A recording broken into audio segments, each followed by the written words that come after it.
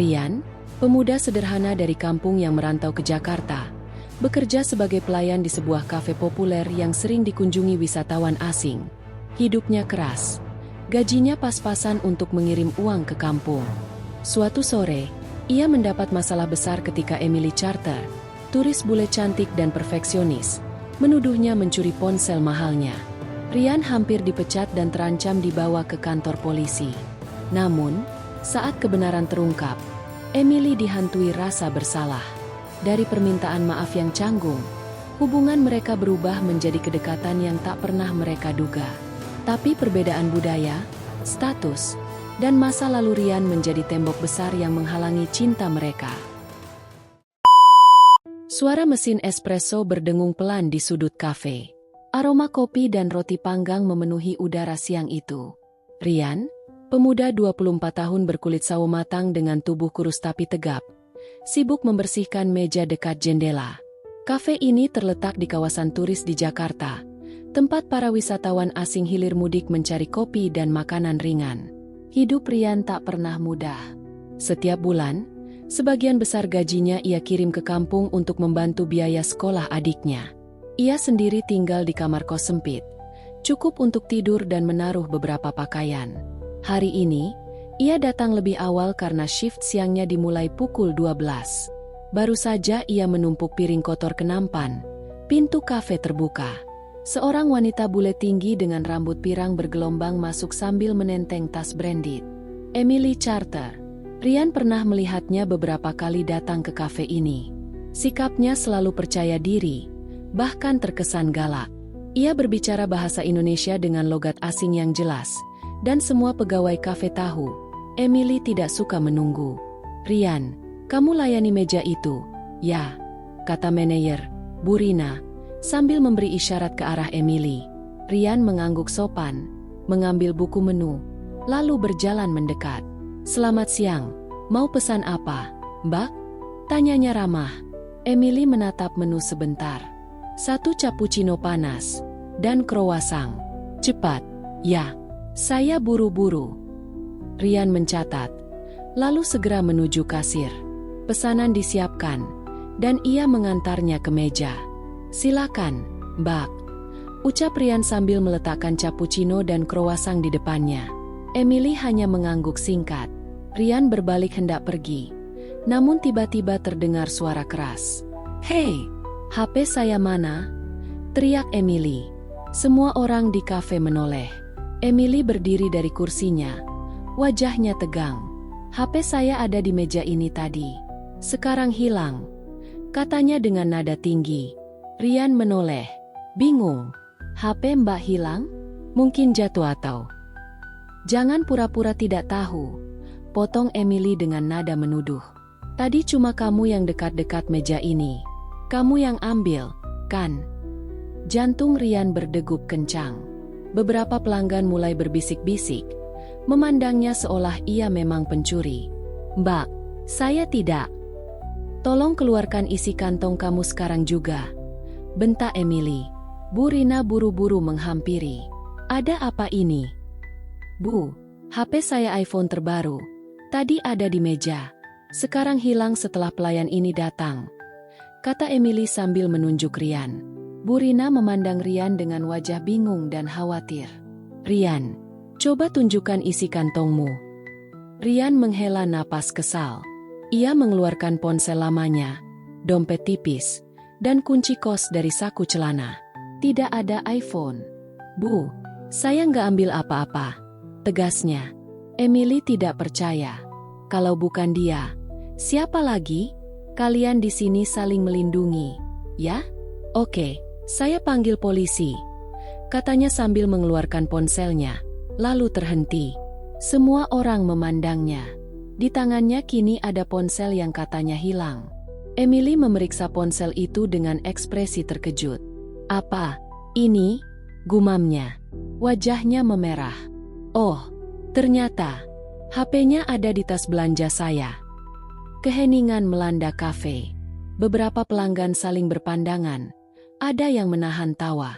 Rian hanya berdiri diam, menatapnya dengan tatapan kecewa. Bu Rina mencoba mencairkan suasana. Syukurlah ketemu, ya. Namun bagi Rian, rasa malunya sudah terlanjur. Ia merasa semua mata tadi menilainya seperti kriminal. Emily mencoba membuka mulut. Maaf, saya. Tidak usah.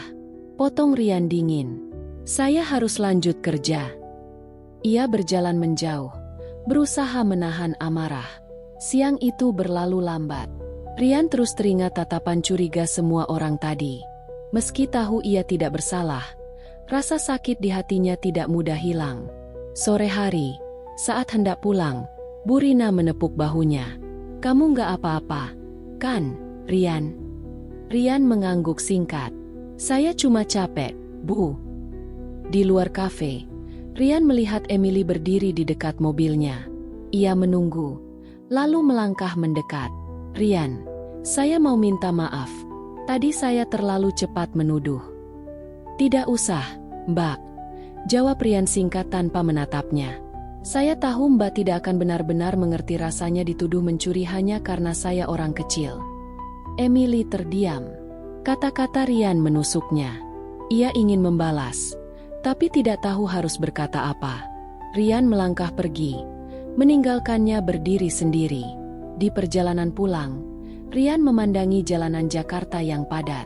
Dalam hati ia berjanji, kejadian ini tidak akan ia lupakan. Ia tidak tahu bahwa pertemuan hari ini adalah awal dari kisah yang akan mengubah hidupnya. Pagi berikutnya, Rian datang ke kafe dengan langkah berat. Tidur semalam tidak nyenyak. Pikirannya terus memutar kejadian kemarin, tatapan curiga, suara bentakan Emily, dan rasa malu yang menyesakkan. Begitu masuk, ia melihat beberapa rekan kerja berbisik-bisik sambil meliriknya. Meskipun mereka tahu Rian tidak bersalah, gosip di tempat kerja sudah terlanjur menyebar. Katanya kemarin hampir ditangkap polisi. Celetuk Dani, rekan kerja yang suka bercanda kelewat batas. Rian hanya menatapnya datar. Kalau nggak ngerti, mending diam. Bu Rina, manajer kafe, datang menghampiri. Rian, saya tahu kamu masih kesal. Tapi ingat, pelanggan itu penting. Jangan sampai kamu terpancing emosi kalau dia datang lagi. Kalau bisa, saya nggak mau ketemu dia lagi, Bu. Jawab Rian singkat. Sekitar pukul 10 pagi, pintu kafe terbuka. Emily masuk, memakai kemeja putih dan celana jeans ketat. Rambutnya diikat sederhana, tapi tetap terlihat mencolok. Di tangannya ada kantong kertas kecil berlogo butik terkenal. Rian yang sedang mengatur meja langsung menunduk, berharap tidak terlihat. Namun sialnya, Bu Rina justru memanggilnya. Rian, tolong layani Mbak Emily. Rian menoleh cepat. Bu, mungkin Dani aja yang... Rian. Nada suara Bu Rina tegas, tak memberi ruang untuk menolak. Dengan enggan, Rian berjalan ke meja tempat Emily duduk. Selamat pagi, mau pesan apa? Tanyanya datar, tanpa kontak mata. Emily tersenyum tipis. Latte panas. Dan, saya mau bicara sebentar. Rian mencatat pesanan, lalu kembali setelah minuman selesai dibuat. Saat meletakkan gelas di meja, Emily mengeluarkan kantong kertas itu. Aku tahu kemarin aku salah. Jadi, ini buat kamu. Rian menatap kantong itu tanpa menyentuhnya. Apa ini? Hanya sesuatu sebagai tanda maaf. Kamu nggak harus nerima. Tapi aku sungguh menyesal. Rian menghela napas. Mbak, masalah kemarin itu bukan soal hadiah atau barang. Mbak sudah bikin saya dipermalukan di depan banyak orang. Saya kerja keras di sini, tapi Mbak langsung menganggap saya pencuri cuma karena saya yang paling dekat sama meja itu. Emily terdiam beberapa detik. Kamu benar. Aku terlalu cepat menilai. Aku terbiasa hidup di tempat di mana orang selalu mencoba mengambil keuntungan dariku. Tapi itu bukan alasan untuk bersikap seperti kemarin. Rian menatapnya, mencoba menilai ketulusan kata-kata itu. Mbak nggak tahu rasanya jadi orang kecil di negeri sendiri. Ditambah lagi, saya cuma pelayan di sini. Sekali orang nuduh, semua orang langsung percaya. Emily menggeser hadiah itu lebih dekat. Kalau kamu nggak mau nerima, Nggak apa-apa. Tapi aku mau kamu tahu, aku sungguh menyesal. Rian ragu sejenak, lalu mengambil kantong itu hanya untuk mengakhiri percakapan. Terima kasih. Saya harus kerja lagi. Siang itu, suasana di kafe terasa canggung. Emily duduk cukup lama sambil menatap laptopnya. Sesekali melirik ke arah Rian. Di sela-sela melayani pelanggan lain, Rian tak bisa menahan rasa penasaran. Apa sebenarnya yang membuat wanita ini repot-repot kembali hanya untuk meminta maaf? Saat Emily hendak pergi, ia berdiri di dekat kasir. Rian, aku akan datang lagi besok. Semoga kamu mau bicara lebih lama. Rian hanya mengangguk tipis, tak memberi janji. Malamnya di kos, Rian membuka kantong kertas itu.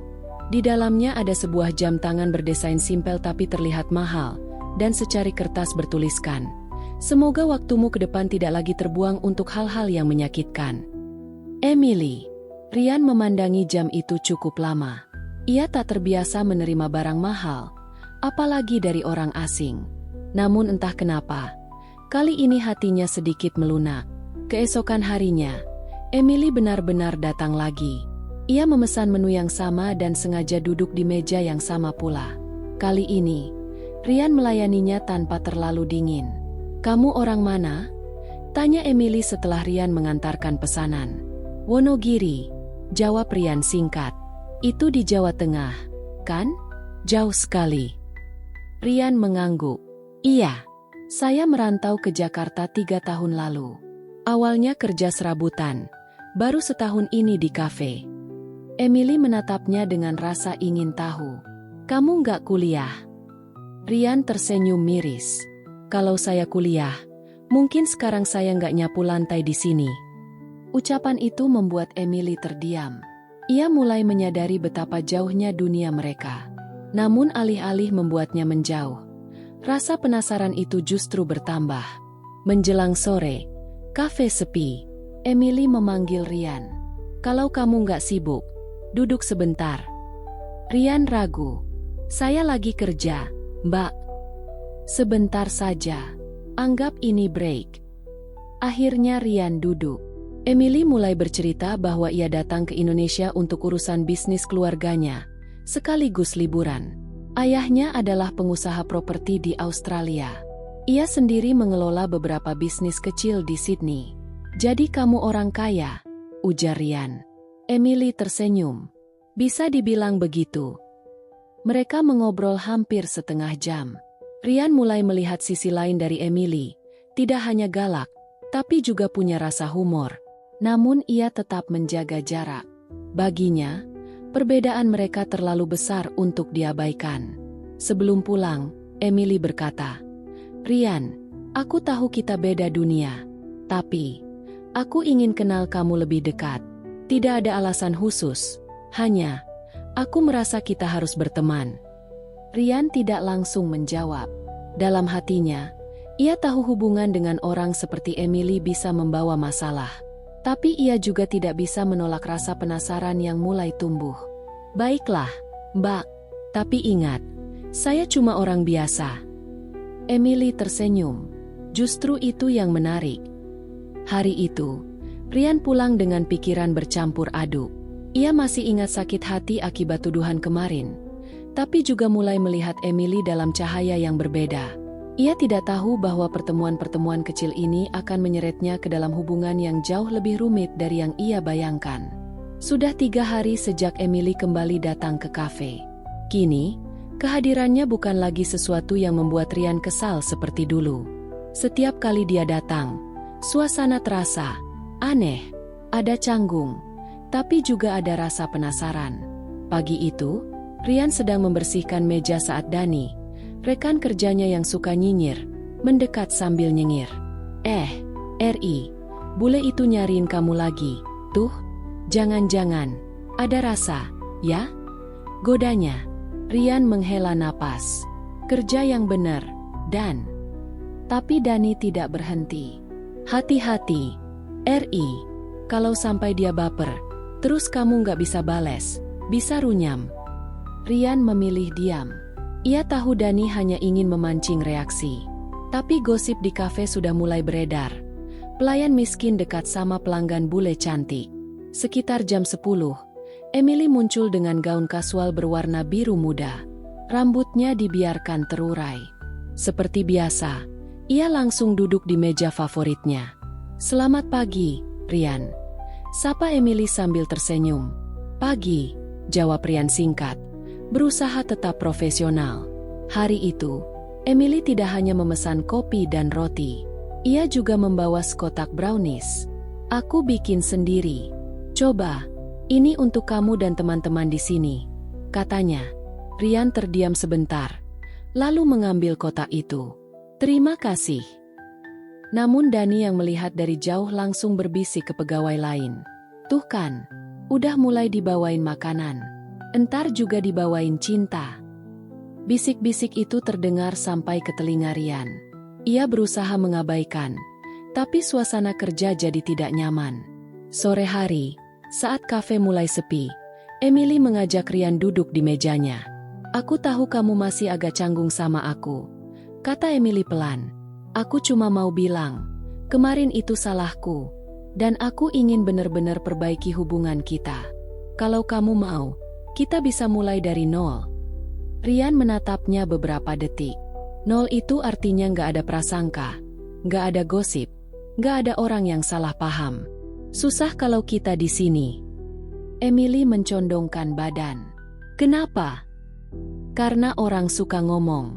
Dan saya nggak mau masalah kecil jadi besar cuma karena orang lihat kita sering ngobrol." Emily tersenyum tipis.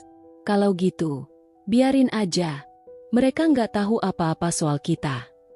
Keesokan harinya, gosip makin ramai. Bahkan Bu Rina memanggil Ryan ke ruangannya. "Ryan, saya nggak larang kamu berteman sama pelanggan. Tapi hati-hati. Jangan sampai hubungan pribadi bikin kerjaan kamu terganggu," kata Bu Rina serius. "Saya ngerti, Bu. Nggak ada apa-apa antara saya dan dia," jawab Ryan. Bu Rina mengangguk, tapi wajahnya tetap khawatir. "Kalau begitu, jaga sikap. Saya nggak mau ada masalah di tempat kerja ini." Ryan keluar dari ruangan itu dengan rasa kesal. Ia merasa orang-orang terlalu cepat menilai. Sama seperti Emily waktu itu menuduhnya. Hari itu, Emily tidak datang. 2 hari kemudian, ia baru muncul lagi. "Kamu sibuk?" tanya Emily begitu Ryan mengantarkan pesanannya. "Seperti biasa," jawab Ryan datar. Emily menatapnya cukup lama sebelum berkata, "Kalau kamu nggak nyaman aku datang terus, bilang aja." Ryan terkejut. "Bukan gitu, Mbak. Cuma, di sini semua orang ngomongin kita." "Dan kamu peduli sama omongan mereka?" tanya Emily balik. Ryan diam. "Ya, ia peduli. Karena ia tahu omongan seperti itu bisa berujung pada masalah besar di tempat kerja. Bahkan bisa membuatnya kehilangan pekerjaan." Sore itu, Emily mengajaknya bicara lebih serius. Mereka duduk di meja luar kafe, jauh dari telinga orang lain. "Ryan, aku tahu posisimu nggak gampang, tapi aku nggak datang ke sini buat bikin masalah buat kamu. Aku cuma nyaman ngobrol sama kamu." Ryan menatapnya, mencari tanda-tanda kebohongan. Tapi yang ia lihat hanyalah ketulusan. "Kalau gitu, kita tetap berteman. Tapi tolong, jangan kasih saya barang lagi. Orang di sini pikirnya macem-macem." Emily mengangguk. "Oke, tapi satu hal, Ryan. Aku nggak suka setengah-setengah. Kalau aku mau berteman, aku mau benar-benar kenal orang itu." Ucapan itu membuat hati Ryan berdebar. Ia tahu, pertemanan dengan Emily tidak akan berhenti di sini. Ada sesuatu yang sedang tumbuh, meski ia berusaha menepisnya. Malamnya di kos, Ryan merenung. Ia ingat bagaimana Emily datang lagi dan lagi hanya untuk memperbaiki hubungan mereka. Perempuan itu keras kepala, tapi ada sisi lembut yang membuatnya sulit diabaikan. Namun ia juga ingat gosip di kafe, teguran Bu Rina, dan pandangan miring dari orang-orang. Hubungan ini, bahkan jika hanya sebatas teman, sudah membawa risiko. Di sudut hatinya, Ryan mulai bertanya-tanya, apa yang sebenarnya Emily mau darinya? Dan apakah ia siap menghadapi semua akibatnya? Hari itu kafe sedang sepi. Hujan deras membuat hanya sedikit pelanggan yang datang. Rian duduk di kursi dekat jendela sambil mengeringkan gelas. Dani sibuk di kasir, sementara Burina sedang di gudang. Tiba-tiba pintu kafe terbuka, dan Emily masuk sambil menenteng payung lipat yang basah kuyup. Rambutnya sedikit berantakan, dan bajunya terlihat lembab. "Kamu basah-basahan kesini cuma buat ngopi?" tanya Rian sambil berjalan menghampiri. Emily tersenyum. "Bukan cuma buat ngopi. Aku mau ngobrol." Rian menghela napas. "Mbak enggak takut sakit?" "Enggak. Lagian aku udah kangen suasana kafe ini." Mereka duduk di meja dekat jendela. Sementara Dani pura-pura sibuk tapi diam-diam memperhatikan. "Aku pengen tahu lebih banyak tentang kamu," kata Emily. Rian mengerutkan kening. "Buat apa?" "Karena aku nggak suka berteman sama orang yang aku nggak kenal." Rian terdiam sejenak. Hatinya berdebat. Bagian dirinya ingin tetap menjaga jarak, tapi bagian lain ingin Emily tahu bahwa ia tidak seperti yang orang kira. "Aku dari Wonogiri." Akhirnya Rian mulai bercerita. "Keluarga aku petani. Waktu SMA, aku pengen kuliah, tapi orang tua nggak mampu. Jadi aku memutuskan merantau ke Jakarta buat kerja." Emily menatapnya serius. "Sendiri?" "Iya. Awalnya kerja serabutan, jadi kuli bangunan, jaga warung, sampai akhirnya keterima di kafe ini." Emily mengangguk pelan. "Berarti kamu udah lama nggak pulang?" Rian tersenyum miris. 3 tahun. Pulang cuma sekali. Itu pun cuma seminggu. Aku nggak mau pulang kalau belum bisa bawa uang yang cukup buat bayar utang keluarga." Emily mencondongkan badan. "Utang keluarga?" Rian menunduk. "Iya. Adik aku sakit parah waktu itu. Orang tua sampai pinjam uang ke rentenir buat biaya rumah sakit. Aku yang ambil tanggung jawab buat bayar." Emily terdiam. Matanya berkedip beberapa kali. Ia tidak menyangka di balik sikap dingin Rian, ada cerita berat yang ia pikul sendirian. "Berapa lagi sisa utangnya?" tanyanya pelan. Rian tersenyum pahit. "Masih banyak. Makanya aku kerja mati-matian. Aku nggak mau adik atau orang tua aku dikejar-kejar lagi." Sejenak suasana hening. Hanya terdengar suara hujan di luar. Emily memegang gelas kopinya erat-erat. "Rian, kamu tahu nggak? Di tempatku, orang jarang cerita soal masalah pribadi. Tapi kamu cerita ini ke aku. Terima kasih." Rian mengangkat bahu. "Aku nggak cerita ini ke semua orang. Cuma, entah kenapa, aku pengen kamu tahu." Emily tersenyum tipis. "Itu berarti aku orang spesial." Rian menatapnya sebentar lalu mengalihkan pandangan. "Jangan ger, Mbak." Emily terkekeh pelan. Oke, tapi serius. Aku kagum sama kamu. Banyak orang di posisi kamu mungkin udah nyerah, tapi kamu masih berdiri." Sore itu, hujan belum juga reda. Emily memutuskan menunggu di kafe sampai malam. Mereka mengobrol banyak hal, tentang makanan favorit, tentang masa kecil, bahkan tentang mimpi masing-masing. "Aku pengen punya usaha sendiri," kata Rian. "Warung kopi kecil di kampung, biar orang tua nggak perlu kerja berat lagi." Emily tersenyum. "Aku bisa bantu kamu wujudkan itu." Rian langsung menatapnya tajam. "Jangan. Aku nggak mau orang pikir aku manfaatin kamu. Tapi aku tulus." "Nggak ada tapi.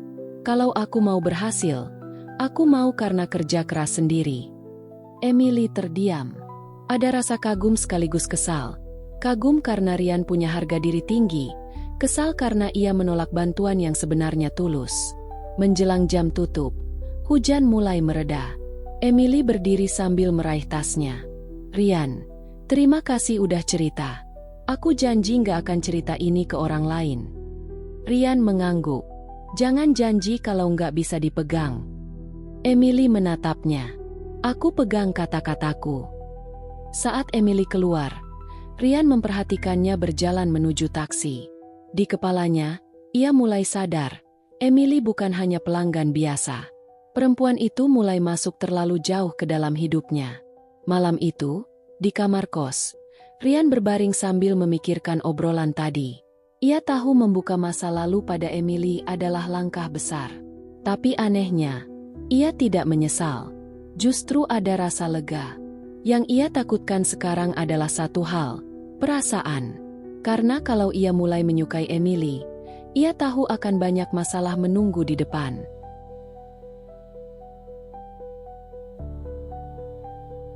Raka berjalan mondar-mandir di depan pintu rumah kontrakan kecilnya.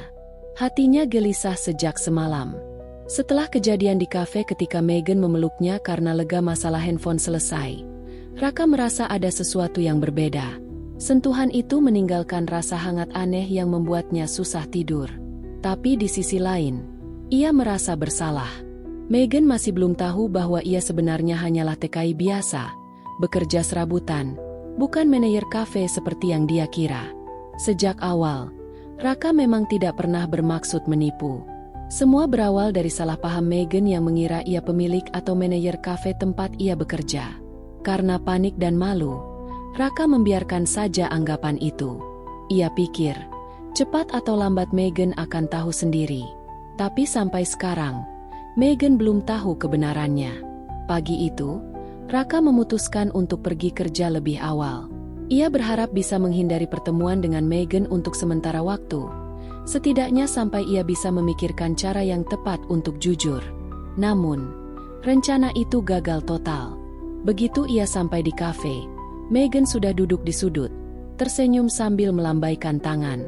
"Raka, pagi." Sapanya ceria.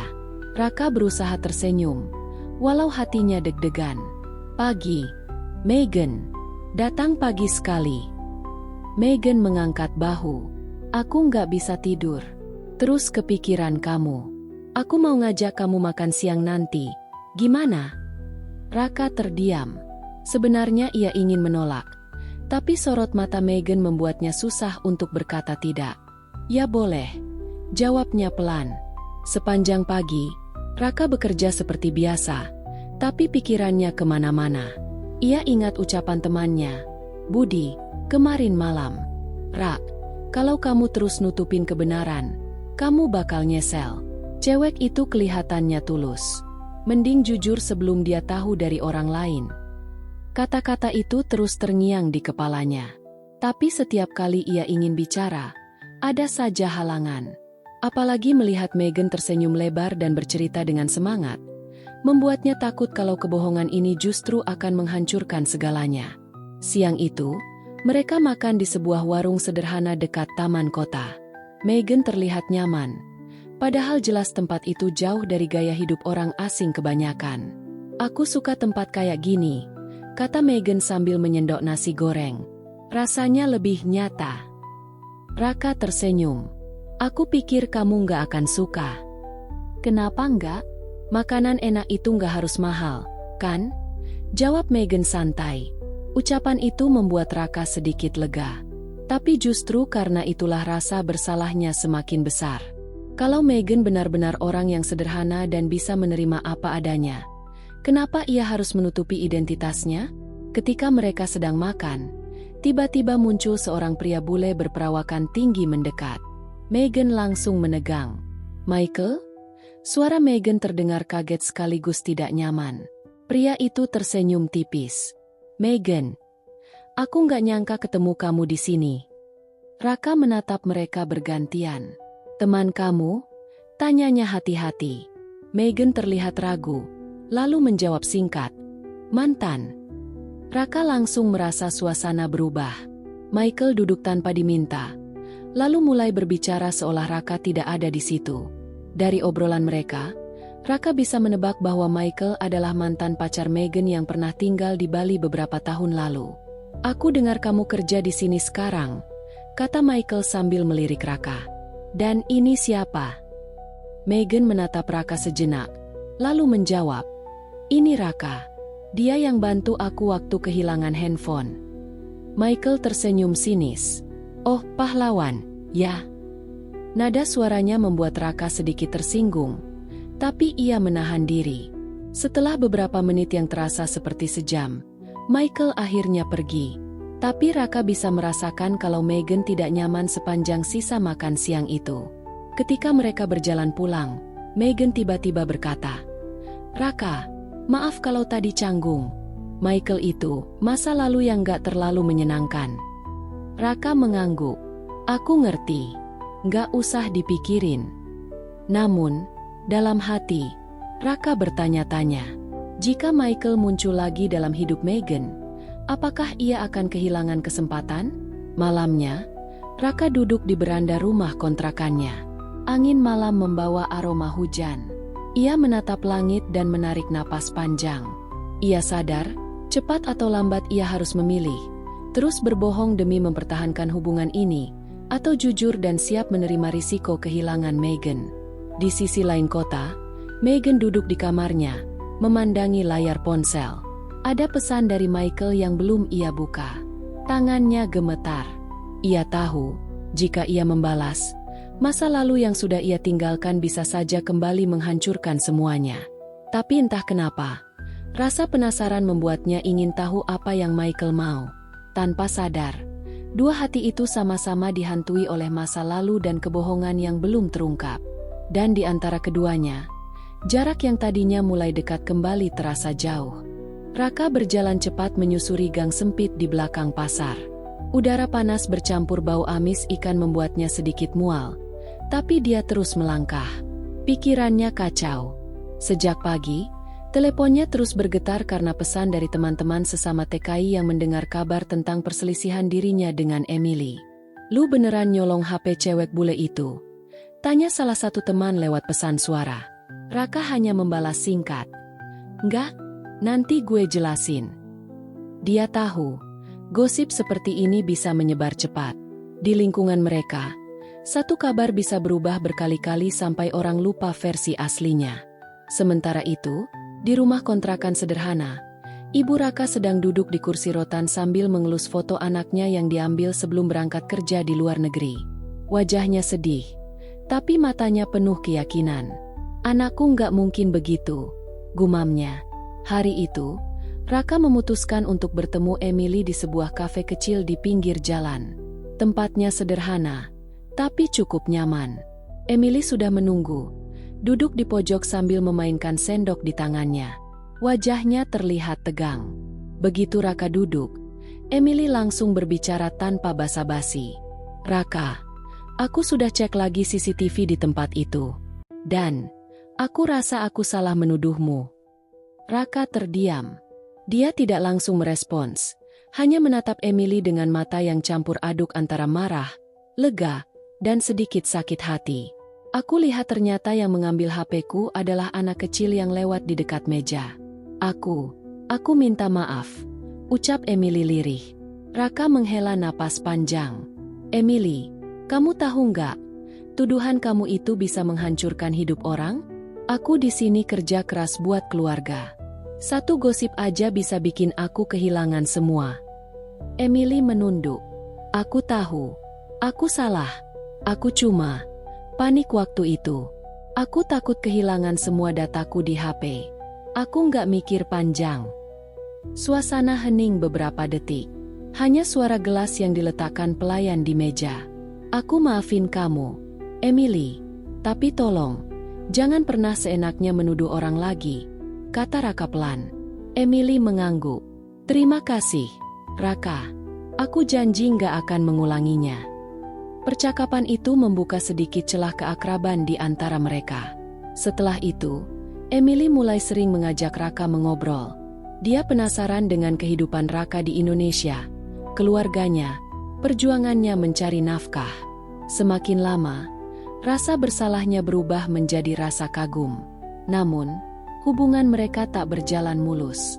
Suatu malam, saat Raka pulang kerja, dua orang teman sesama TKI menunggunya di depan kontrakan.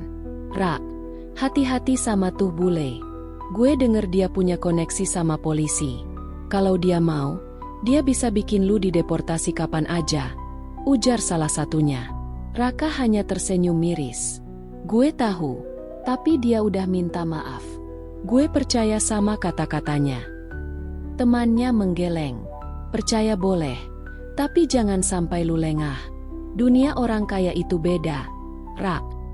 Di sisi lain, Emily pun mendapat tekanan dari keluarganya di Australia. Ayahnya, seorang pengusaha kaya, mendengar cerita tentang Raka dan tidak setuju. Kau bergaul dengan orang yang nyaris mencuri darimu. Emily, aku tak bisa terima itu, kata ayahnya di telepon dengan nada tegas. Emily mencoba menjelaskan, tapi ayahnya tetap bersikeras. Orang itu bukan dari dunia kita. Konflik mulai menguat. Emily dihadapkan pada pilihan sulit, menuruti keluarganya atau mempertahankan hubungan pertemanan yang mulai tumbuh dengan Raka. Di hati kecilnya, ia tahu perasaan itu sudah bukan sekadar pertemanan. Malam itu, Raka duduk di teras kontrakan sambil memandang langit. Emily mengirim pesan, "Raka, aku harus cerita sesuatu besok. Penting." Raka menatap layar ponsel, lalu mengetik balasan singkat, "Oke, besok ketemu di tempat biasa." Dia tak tahu, pertemuan itu akan membawa hubungan mereka ke titik yang lebih rumit, antara cinta, perbedaan, dan tekanan dari dunia masing-masing. Pagi itu terasa berat bagi Ardi. Udara dingin menyelimuti kamarnya, namun bukan itu yang membuatnya sulit bernafas. Semalam, ucapan Bella terus terngiang-ngiang di kepalanya. "Kalau kamu mau, aku bisa membantumu dapat pekerjaan yang lebih baik, asalkan kamu tidak terlalu dekat dengan Emily." Ardi menghela napas panjang. Baginya, Bella sudah kelewatan. Namun, situasinya memang pelik. Ia butuh pekerjaan untuk bertahan hidup di Australia, tapi hatinya sudah terlanjur terpaut pada Emily. Saat ia turun ke dapur, Emily sudah duduk di meja makan, mengenakan kemeja santai warna putih dan celana jeans. Rambutnya masih sedikit berantakan, tanda ia baru bangun. "Pagi, Ardi," ucap Emily sambil tersenyum. "Pagi," jawab Ardi, mencoba menyembunyikan kegelisahannya. Emily memperhatikannya. "Kamu kelihatan capek. Ada yang kamu pikirin?" Ardi menggeleng cepat. "Enggak, cuma kurang tidur." Padahal, hatinya berdebar hebat. Ia ingin sekali bercerita, tapi takut membebani Emily. Apalagi ia tahu, hubungan mereka masih rapuh. Banyak orang, termasuk Bella, yang tidak setuju. Siangnya, Ardi mengantar Emily ke sebuah kafe untuk bertemu temannya. Sambil menunggu, ia duduk di bangku luar. Namun tak lama, Bella muncul. "Ardi," sapanya dengan senyum tipis. Ardi menegang. "Ngapain kamu di sini?" "Aku cuma mau bicara sebentar." "Tenang aja, Emily nggak akan tahu." Ardi menghela napas kesal. "Aku nggak ada urusan sama kamu." Bella duduk di bangku sebelahnya tanpa diundang. "Dengar ya, aku cuma mau bilang, kamu nggak akan pernah bisa bahagiain Emily. Dia terbiasa hidup nyaman, sedangkan kamu cuma buruh migran yang kebetulan dia kasihanin." Ucapan itu seperti pukulan telak. Ardi terdiam. Bella melanjutkan, "Kalau kamu sayang sama dia, lepasin dia. Biar dia cari orang yang setara." Ardi berdiri. "Kamu nggak tahu apa-apa soal kami." Bella tersenyum miring. "Aku tahu lebih banyak dari yang kamu kira. Dan aku juga tahu, Emily itu gampang berubah pikiran." Ardi pergi tanpa menoleh. Tapi kata-kata Bella terus mengganggu pikirannya. Malamnya, Emily pulang dengan mood yang buruk. "Ada apa?" tanya Ardi hati-hati. Emily meletakkan tasnya dengan kasar. "Aku ketemu Bella." Ardi langsung kaget. "Dia ngomong apa sama kamu?" Emily menatapnya tajam. "Dia bilang kamu cuma manfaatin aku biar dapat pekerjaan dan izin tinggal di sini." "Itu benar." Ardi membeku. "Emily, kamu percaya omongan dia?" Emily menghela napas, menahan emosi. "Aku nggak tahu, Ardi. Aku cuma nggak mau dikecewain." Hening menyelimuti ruangan. Ardi merasa semua usahanya untuk membangun kepercayaan hancur begitu saja. Keesokan harinya, Ardi pergi bekerja seperti biasa, tapi pikirannya kacau. Ia takut Emily mulai meragukannya. Di sisi lain, ia juga sadar, Bella akan terus mencoba memisahkan mereka. Saat jam istirahat, teleponnya berdering. Nomor tak dikenal. Ardi, ini dari pihak imigrasi. Kami mendapat laporan bahwa visa kerjamu bermasalah. Kami perlu bertemu untuk klarifikasi. Ardi langsung pucat. Ia tahu ini pasti ulah seseorang. Dan kemungkinan besar, Bella. Sore itu, ia pulang lebih cepat. Emily kaget melihat wajahnya pucat pasi. Ada apa? Ardi duduk lemas. Emily, pihak imigrasi mau ketemu aku. Ada yang laporin visaku bermasalah. Emily menatapnya dengan panik. Siapa yang ngelapor? Ardi menggeleng. Aku nggak punya bukti, tapi aku yakin ini ada hubungannya sama Bella. Emily terlihat bingung dan marah. Aku nggak akan biarin kamu diperlakukan kayak gini. Ardi menatap Emily dengan mata berkaca-kaca. Tapi kalau ini beneran jadi masalah, aku bisa dideportasi. Emily langsung menggenggam tangannya. Kita hadapi sama-sama. Namun, di dalam hati Ardi tahu, ini bukan cuma soal hukum atau pekerjaan. Ini soal apakah cintanya dengan Emily cukup kuat untuk melawan semua rintangan, atau justru akan runtuh di tengah badai. Hendra duduk di pinggir kasur di kamarnya yang sempit. Lampu bohlam 5 watt menggantung di langit-langit, memancarkan cahaya kuning pucat yang membuat ruangan terasa semakin sumpek. Di tangan kanannya, ia memegang sebuah foto kecil, foto ibunya saat masih sehat, tersenyum lebar di teras rumah. Foto itu mulai pudar, tapi senyuman ibunya selalu jadi penguat. Sejak tadi sore, pikirannya terus kacau. Bukan hanya karena masalah pekerjaannya di rumah Jessica yang semakin rumit, tapi juga karena kabar dari kampung. Adiknya, Dian, mengirim pesan lewat WhatsApp kalau biaya sekolahnya terancam tidak dibayar. Mas, kalau bulan ini nggak bisa bayar, aku mungkin dikeluarkan dari sekolah. Begitu isi pesan Dian. Hendra menarik napas panjang. Uangnya belum terkumpul. Selama ini, gaji yang ia terima habis untuk makan, sewa kos, dan kiriman rutin buat ibunya yang sedang sakit. Dia ingin sekali membantu Dian, tapi sekarang justru dia harus menghadapi masalah baru, tuduhan dari Pak Raymond, ayah Jessica. Meski Jessica sudah membelanya, kata-kata pria itu kemarin terus terngiang di kepalanya. Aku tidak percaya orang asing ini. Jessica, kamu terlalu naif. Hendra tahu, di mata keluarga kaya seperti itu, dirinya cuma orang kecil yang tidak layak dipercaya. Tapi anehnya, Jessica tidak menyerah membelanya. Malah, setelah kejadian itu, gadis itu sering mengirim pesan menanyakan kabarnya. Bahkan tadi siang, Jessica mengajaknya bertemu besok di sebuah kafe dekat pantai. Keesokan harinya, Hendra datang lebih awal. Kafe itu cukup sepi, hanya terdengar suara deburan ombak dari kejauhan. Dia duduk di meja luar, memandang laut sambil mencoba menenangkan pikirannya. Tak lama, Jessica muncul. Rambut pirangnya tergerai, dan ia mengenakan dress putih sederhana. Senyumnya lebar saat melihat Hendra. Hendra, maaf aku telat, ucapnya sambil duduk. Hendra tersenyum tipis. Enggak apa-apa, saya malah datang terlalu cepat. Jessica meletakkan tasnya di meja. Aku tahu kemarin itu berat buat kamu. Papa memang keras, tapi dia bukan orang jahat. Hendra menunduk. Saya paham, Mbak. Cuma, kalau terus-terusan dicurigai, rasanya capek juga. Jessica menghela napas. Itu sebabnya aku mau kita bicara di sini. Aku ingin tahu lebih banyak tentang kamu, tentang keluargamu, hidupmu di sini. Mungkin kalau aku paham, aku bisa bantu kamu. Awalnya Hendra ragu, tapi akhirnya dia mulai bercerita tentang ibunya yang sakit, adiknya yang hampir putus sekolah, dan tentang alasan dia merantau. Jessica mendengarkan dengan serius.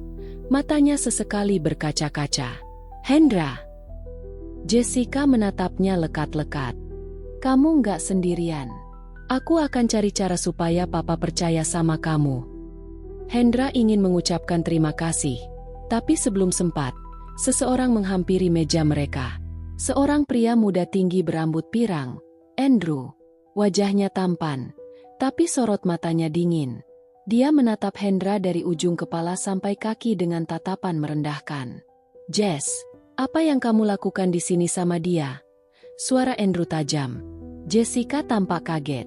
"Andrew, apa urusanmu? Aku dengar dari papamu kalau orang ini mencurigakan. Dan sekarang kamu malah ketemu dia di sini? Jess, kamu harus hati-hati. Orang seperti ini cuma mau memanfaatkanmu." Hendra mengepalkan tangan di bawah meja. Dia ingin membalas, tapi menahan diri. Jessica bangkit berdiri. "Andrew, kamu gak berhak ngomong begitu. Hendra itu orang baik." Andrew tertawa sinis. "Orang baik? Kita lihat saja nanti. Aku akan buktikan kalau dia punya maksud buruk." Setelah mengucapkan itu, Andrew pergi begitu saja. Hendra hanya terdiam. Tapi di dalam hatinya, ia tahu satu hal, masalahnya baru saja bertambah besar. Malam itu, Hendra tak bisa tidur. Kata-kata Andrew menusuk seperti jarum. Dia sadar, lawannya bukan cuma kecurigaan Pak Raymond, tapi juga kebencian Andrew yang jelas-jelas ingin menyingkirkannya. Dan satu hal yang ia takutkan mulai muncul di kepalanya. Jika semua orang di sekitar Jessica menentangnya, sampai kapan gadis itu akan bertahan membelanya? Hendra memandang langit-langit kamar yang retak, dan untuk pertama kalinya, ia merasa bahwa cintanya pada Jessica mungkin akan membawa badai besar yang tidak bisa ia hindari. Ryan berdiri di depan pintu rumah Lara. Tangannya menggenggam erat sebuah amplop coklat berisi tiket pesawat pulang ke Indonesia. Malam itu udara terasa dingin, tapi dadanya terasa jauh lebih sesak dari biasanya. Ia sudah memutuskan, besok pagi ia akan pergi. Semua kerumitan yang menjeratnya di Australia ini akan ia tinggalkan, termasuk Lara. Ia mengetuk pelan pintu. Beberapa detik kemudian, Lara muncul dengan rambut agak berantakan, sepertinya baru selesai mandi. Wajahnya tampak terkejut melihat Ryan berdiri di sana. "Ryan, sudah malam, kamu kesini?" tanya Lara pelan. Matanya mencoba membaca ekspresi pria itu. "Aku cuma mau bicara sebentar," jawab Ryan singkat. Mereka masuk ke ruang tamu. Ryan duduk di sofa, sementara Lara duduk di seberangnya. Hening menyelimuti ruangan beberapa saat. Hanya terdengar suara jarum jam yang berdetak. "Aku mau pamit, Lara," ucap Ryan akhirnya. "Besok aku pulang ke Indonesia." Lara menegakkan tubuhnya. "Apa? Kenapa tiba-tiba? Bukannya kemarin kamu bilang mau cari kerja baru di sini?" Ryan tersenyum tipis, tapi jelas sekali senyum itu dipaksakan. "Aku capek, Lara. Capek berurusan dengan tuduhan yang gak pernah aku lakukan. Capek menghadapi pandangan orang yang selalu curiga sama aku. Dan aku gak mau bikin hidup kamu tambah susah." Lara menunduk, meremas jemari tangannya sendiri. Ada rasa bersalah yang menghantam dadanya. Ia teringat saat pertama kali bertemu Ryan, ketika ia menuduh pria itu mencuri ponselnya di kafe. Ia ingat tatapan marah Ryan, tapi juga ingat bagaimana pria itu tetap membantu dirinya saat ia kesulitan di jalan. "Ryan, aku minta maaf," ucap Lara. Suaranya bergetar. "Kalau semua ini terjadi karena aku.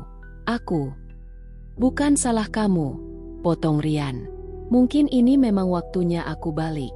Di Indonesia, walau hidup gak gampang, aku masih punya keluarga. Mereka butuh aku." Lara menggigit bibir. Ia tahu, di balik ucapan itu, Ryan sebenarnya juga menyimpan perasaan padanya. Ia bisa melihatnya dari cara pria itu memandangnya selama ini. Tapi mungkin Ryan merasa mereka berasal dari dunia yang terlalu berbeda. "Kalau aku minta kamu tetap di sini, kamu mau?" tanya Lara tiba-tiba. Matanya menatap langsung ke arah Ryan. Pertanyaan itu membuat Ryan terdiam. Di dalam hatinya, tentu ia ingin. Tapi ia juga tahu risiko yang akan datang.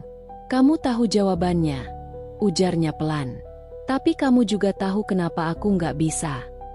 Air mata mulai menggenang di mata Lara. "Aku nggak peduli lagi sama apa kata orang. Aku cuma tahu, aku butuh kamu di sini. Bukan karena kamu pernah nolong aku, tapi karena aku sayang sama kamu." Ryan menutup matanya sebentar, mencoba menahan emosi yang menyeruak. Kata-kata itu seperti pisau yang menusuk sekaligus menghangatkan hatinya. Ia menatap Lara, dan untuk pertama kalinya malam itu ia terlihat ragu untuk pergi. "Lara, kalau aku tetap di sini, hidup kita nggak akan gampang. Akan banyak yang menentang. Kamu yakin sanggup?" Lara mengangguk mantap.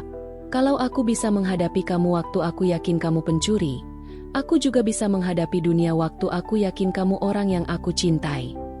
Ucapan itu membuat dada Rian terasa hangat. Perlahan, ia meletakkan amplop tiket pesawat itu di meja. "Kalau gitu, aku nggak jadi pulang," katanya dengan suara bergetar. Lara tersenyum lebar sambil meneteskan air mata. Ia bangkit, menghampiri Rian, lalu memeluknya erat. Rian membalas pelukan itu, seolah menyalurkan semua kerinduan dan rasa takut yang selama ini ia pendam. Beberapa minggu kemudian, kehidupan Rian dan Lara perlahan kembali normal. Tuduhan pencurian itu akhirnya terbukti palsu setelah polisi menemukan pelaku sebenarnya, seorang pengunjung kafe yang terekam kamera CCTV. Nama Rian dibersihkan, meski ia tahu tidak semua orang akan percaya. Namun bagi Rian, yang terpenting adalah Lara percaya padanya. Suatu sore, mereka duduk di taman kota sambil menikmati minuman hangat. Lara memandang Rian sambil tersenyum. "Kamu tahu, kalau aku nggak salah nuduh kamu waktu itu, mungkin kita nggak akan ketemu." Rian tertawa kecil. "Kamu mau bilang, tuduhan itu semacam takdir?" "Mungkin," jawab Lara sambil mengedipkan mata. Rian memandang ke langit, lalu menatap Lara lagi. "Kalau memang itu takdir, aku bersyukur. Karena dari semua kejadian buruk, aku dapat sesuatu yang paling berharga." "Apa itu?" tanya Lara pura-pura tidak tahu. "Kamu," jawab Rian singkat.